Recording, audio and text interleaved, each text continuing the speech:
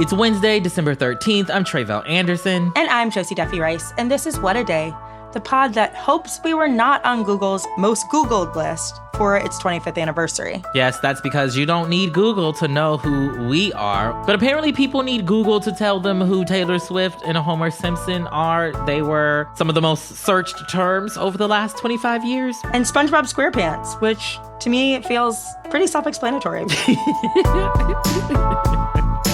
On today's show, the latest stats show that inflation continues to cool, but we will talk about why that's still not great news for President Biden. Plus, Harvard's president will keep her job amid calls that she be removed. But first, a group of 10 current and formerly incarcerated people in Alabama filed a federal lawsuit on Tuesday, alleging inhumane conditions in the state's prisons. The lawsuit calls Alabama's prison system a, quote, modern-day form of slavery. They say it requires them to work for little or no wages, which, according to the New York Times, quote, effectively resurrects Alabama's notorious practice of convict leasing. That was a common labor practice during Reconstruction and after Reconstruction that required prisoners who were disproportionately Black to work for private companies for free. Yeah, I feel like we've heard this kind of equivocation of prisons to modern day slavery before. And on this show specifically, we've talked about prison labor before. There have been other lawsuits similar to this in places like Colorado and Arizona. But for this case here in Alabama, talk to us a little bit about who is benefiting from the work that these incarcerated people are doing. Yeah, it's not a coincidence that we keep hearing this comparison between slavery and prisons, because it's correct. And to answer your question, just in the past 5 years, about 575 private companies and more than 100 public agencies have benefited from incarcerated labor just from Alabama. And it's not just like what incarcerated people are producing in prison, like not just what they're making. In many states, incarcerated people make license plates and tools and clothes and all sorts of things. But it's actually that they're directly employed. And I say employed in quotes because employed indicates being compensated, which they are basically not. But according to the lawsuit, incarcerated people in Alabama work as landscapers, janitors, drivers, metal fabricators, and fast food workers, among other things. We mean work in all senses of the word, right? Yeah, absolutely. And this lawsuit is alleging wrongdoing by the Alabama Board of Pardons and Paroles. Can you tell us a little bit more about how they kind of fit into this conversation? Yeah, absolutely. So recent data from the state showed that the Board of Pardons and Paroles, which decides who is released on parole and who is not, has gotten drastically more punitive in just the past 5 years. According to Bolt's Mag, Alabama went from granting parole about half the time to just 10% of the time. A major, major, major decrease. And the lawsuit alleges that the board, quote, disproportionately denies parole to Black people, particularly those who are deemed low risk and eligible to participate in the state's extremely lucrative prison work programs. And this isn't just coming from the lawsuit, right? In fact, recently some former parole board members have said that they felt that they had to deny parole against many eligible people or they would be removed from the board.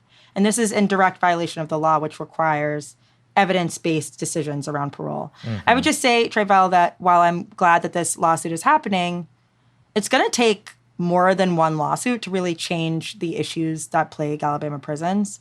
Alabama already has one of the most punitive and cruel prison systems in the country. And as you know, I recently made a limited series podcast called Unreformed about a facility in Alabama that was literally called a modern-day plantation when the children there filed a federal lawsuit over 40 years ago.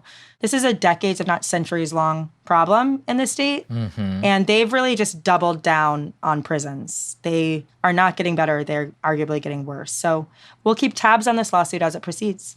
Thanks for that, Josie. Now we're going to talk about the economy because the newest government stats show that inflation is slightly slowing down, but that's still not good news for President Biden as he heads into 2024. Yesterday, the latest consumer price index came out. That's the federal report that tracks how much things cost, from apples to airfare to appliances and more. So what did the index show? Yeah, so the index basically showed that on average, items are 3.1% more compared to roughly this time last year. Now, that value is lower than expected. And so by the numbers, economists say that that data is supposed to be good news for the economy.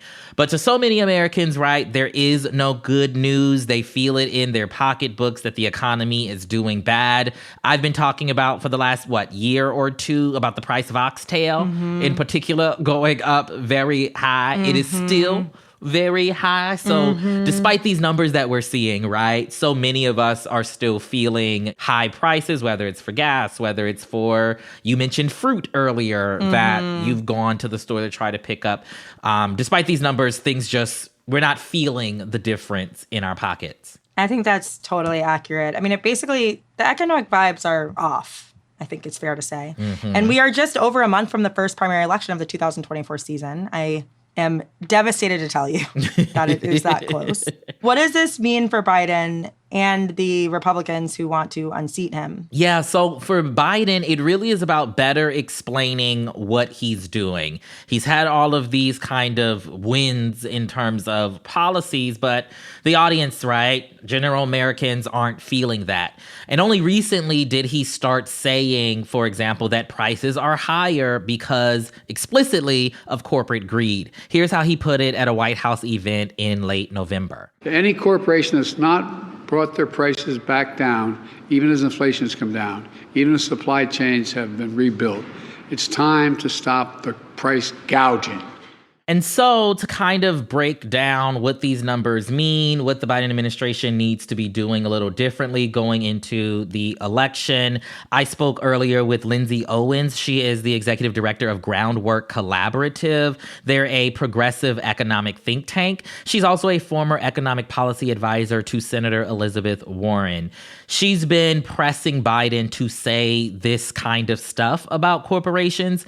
And I started by asking her how much he, basically hurt his standing by not taking a public position like this earlier. I think there's been a temptation to highlight successes in the economy. And as you pointed out, there are a number of them, right? Inflation has come down considerably since the peak in June 2022.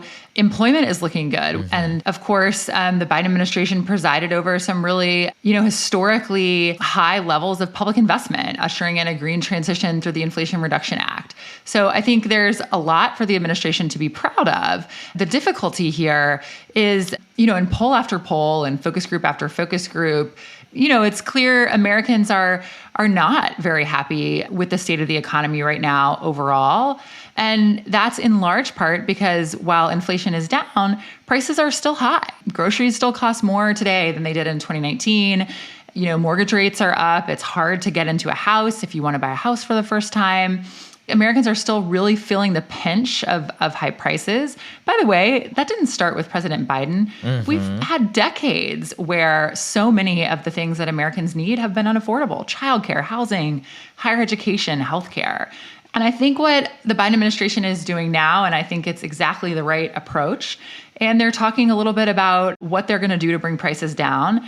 And that starts with taking on one of the main culprits of rising prices, price gouging from corporate America, who can't leave well enough alone, isn't content with, 10 and 20-year record profits, looking for those 40 and 50-year record profits.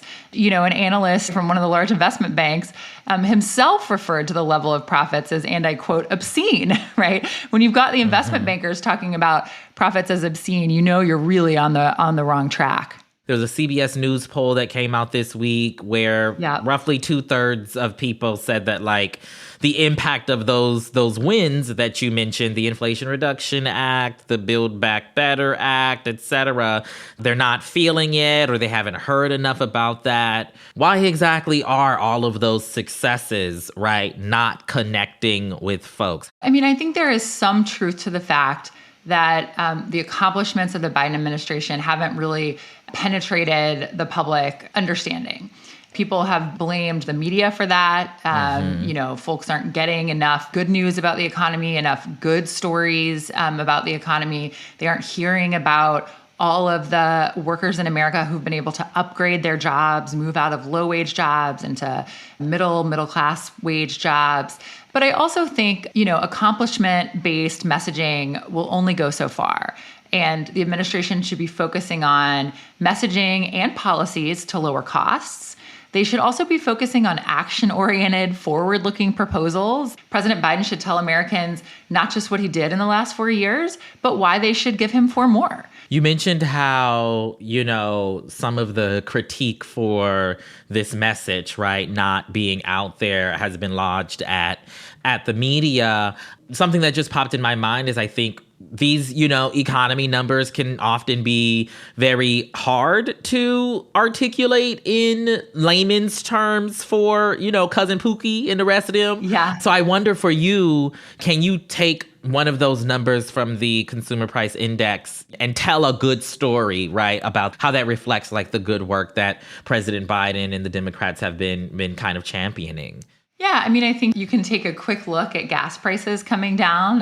There are many Americans who are paying $3 a gallon, again, for gas, some below $3 a gallon. I think that's definitely something to talk to friends and relatives about. I might also bring up wage gains. Wage gains are beating price increases, which means in a race between the prices you're paying for a basket of goods and the wages that you're earning from your labor, you obviously are doing better when your wages are beating the price gains, right? Life is getting a little bit more affordable. Those are, of course, important statistics. But I also think how the economy is doing by the numbers doesn't capture everything about how Americans feel in the economy. Right. When they go to bed at night, whether they're worried about making ends meet, they're not really ticking through the jobs numbers and the inflation numbers. And so, it's not super surprising that there's a disconnect. I don't think as a strategy, Democrats messaging more aggressively, go the Al Gore style, showing one more chart of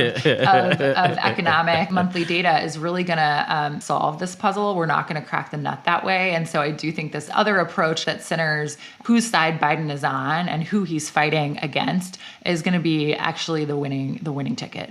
Yeah, I want to talk about policy for a bit. What are some of those, achievable goals that you think President Biden should be fighting for in 2024, whether while on the campaign trail to be reelected, but also still being president and being able to move some things and move the needle in that way as well? I would say two things. The first is he's got to put forward a cost of living agenda. That's what's on Americans' minds. That's what's on voters' minds. And he should start with the big ticket items, which really in some ways are the unfinished business of the first term. He's got to bring housing costs down, help folks afford rent, and also help folks buy their first home. He's got to bring the cost of childcare down. I'd also put additional work on healthcare and, of course, more to do on higher education. And the second thing I would say is, it's time to really tax the rich. There is a big opportunity to do that because actually many provisions in the Trump administration's Tax Cuts and Jobs Act that passed in 2017 expire in 2025. And so whoever wins the presidency will preside over that big legislative tax fight. And I think Biden can say, look, if Trump gets elected, we know exactly what he'll do. He'll extend all of the expiring tax cuts for the rich, and he'll go for more. It is absolutely time to level the playing field on taxes in this country. There's a huge amount of revenue to be gained from doing so, and it's time for the rich to pay their fair share. That was my conversation with Lindsay Owens, Executive Director of Groundwork Collaborative, a progressive economic think tank. I also have just a little bit more economic news that is on the horizon as well. The Federal Reserve is set to meet for the last time this year today. They will decide what to do about interest rates. And so we will keep you all updated on that. But this is the latest for now.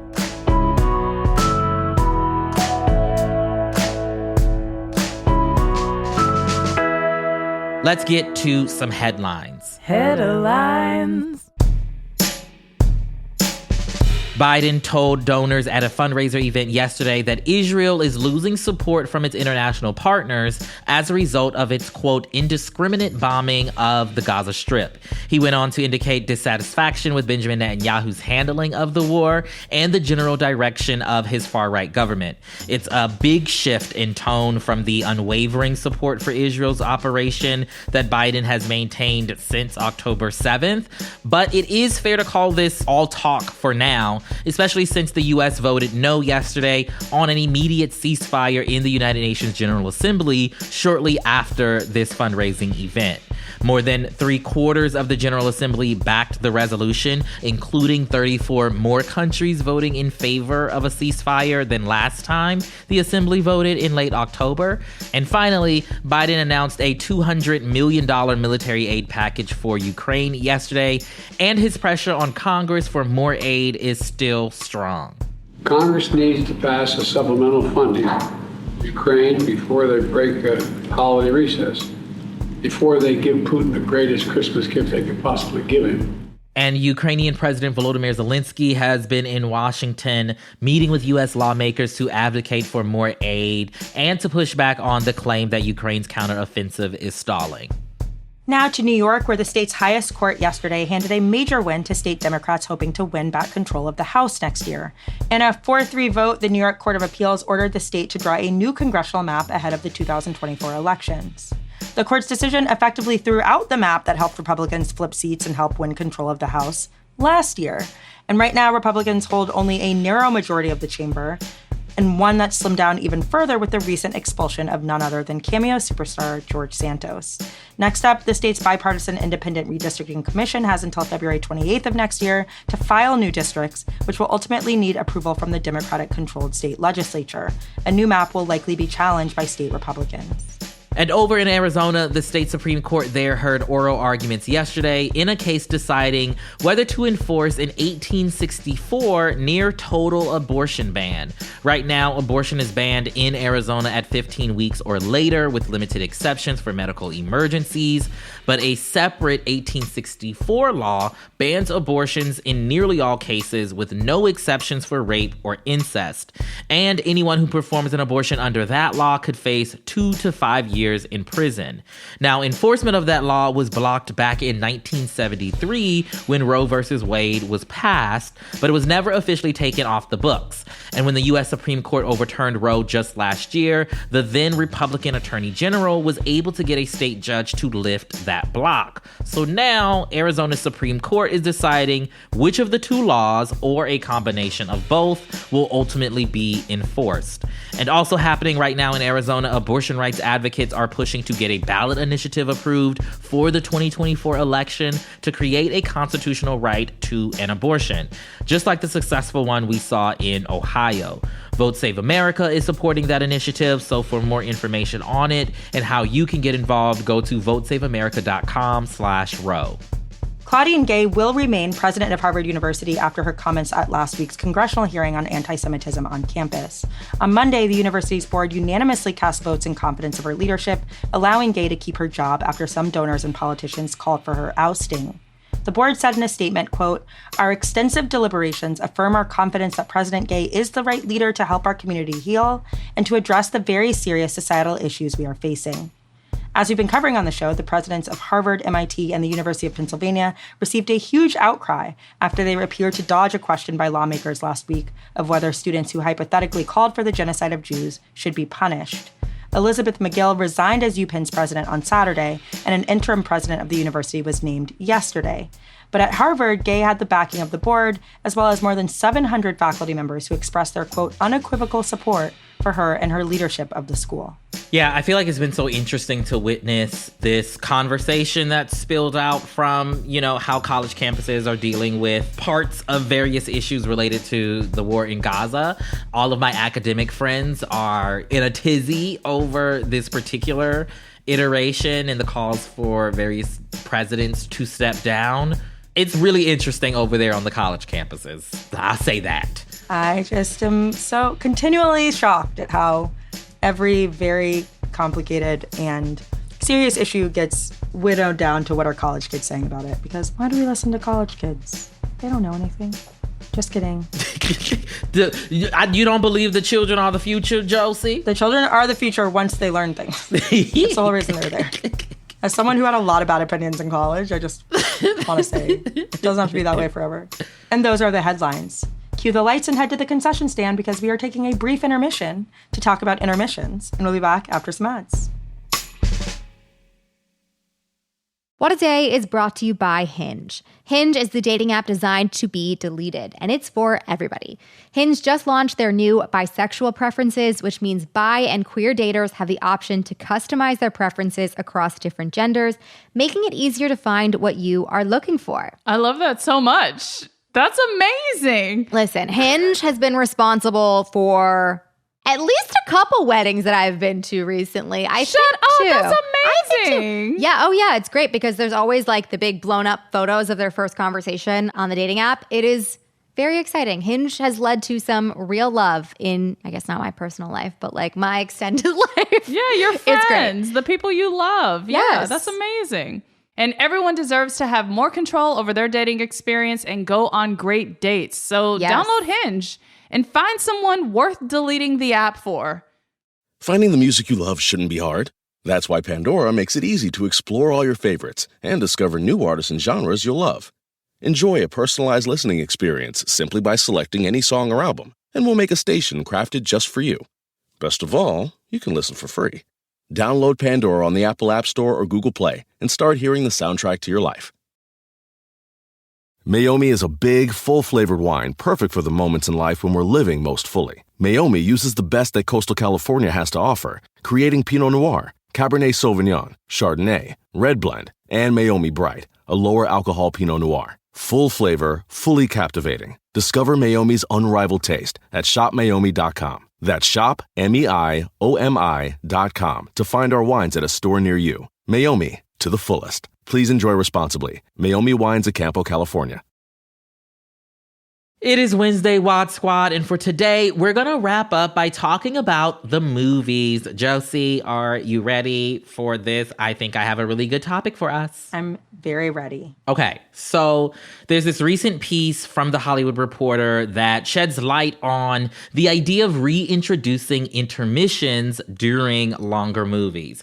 And it stems from theaters that have already done or tried to execute this. For example, a cinema in Fort Collins, Colorado, decided to include an 8-minute break during the 3-hour and 26-minute film Killers of the Flower Moon that came out earlier this year. This was at the request of customers. Unfortunately, though, Paramount, the film's distributor, wasn't on board with that. They said that it violated the booking contract and that it could be subject to fines because apparently they want us to stay in our seats the entire time.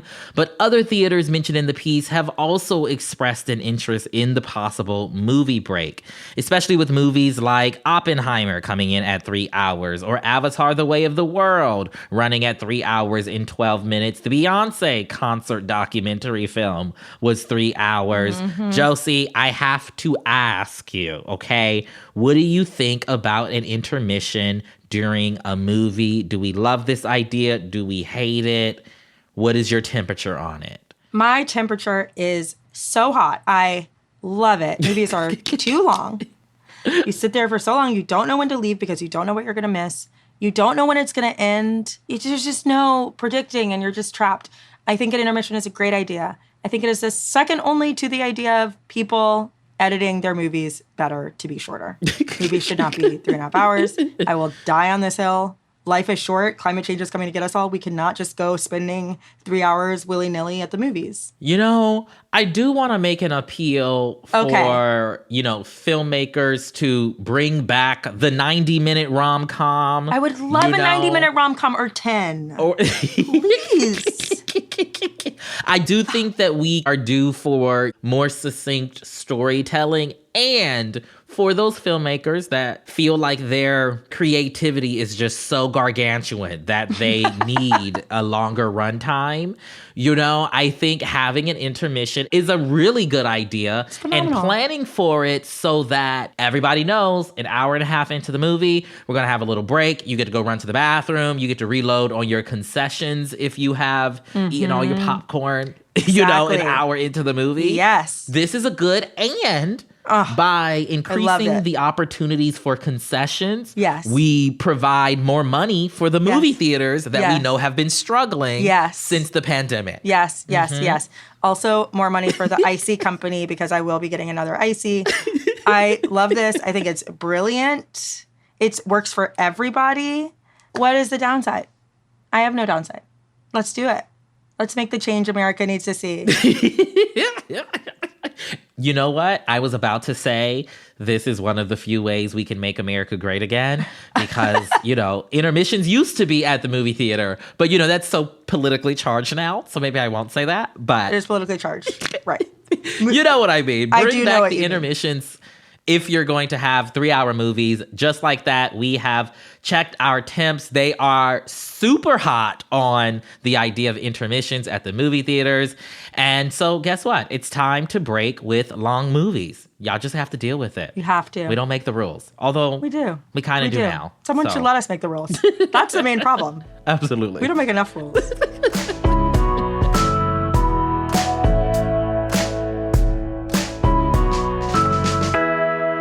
Two more things before we go. It is officially time to vote for WAD's Person of the Year. If you've signed up to be a friend of the pod, head over to our Discord channel to cast your ballots for the person you think made a huge impact on 2023. And if you haven't signed up yet, do it now at crooked.com/friends so you can make your voice heard and hang out with the other WAD lovers over there. Voting will close tomorrow at 1 p.m. Pacific time. Results will be revealed for our last show of the year on Friday. Also, a quick reminder that if you want your Crooked merch to arrive in time for the holidays, make sure to order by today. Head to crooked.com/store to shop now and pick up an indictment ornament for that one festive person in your life. That is all for today. If you like the show, make sure you subscribe, leave a review, bring back intermissions, and tell your friends to listen. And if you're into reading and not just Googling Nobodies Like Me, What a Day is also a nightly newsletter. Check it out and subscribe at crooked.com/subscribe. I'm Josie Duffy Rice. I'm Trey Bell Anderson. And movies are too damn long. And too damn serious. To your point, I need a rom-com. I need some joy. I need a happy ending. Listen, where is the fantasy? Where is the fun? Where is Where is the escapism? Life is serious. Give me some joy.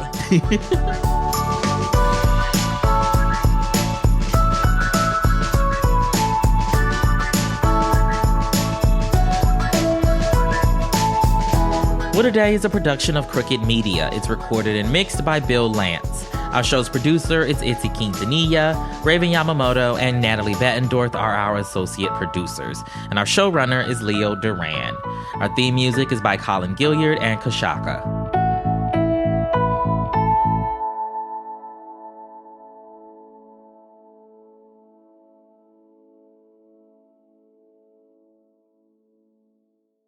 Finding the music you love shouldn't be hard. That's why Pandora makes it easy to explore all your favorites and discover new artists and genres you'll love.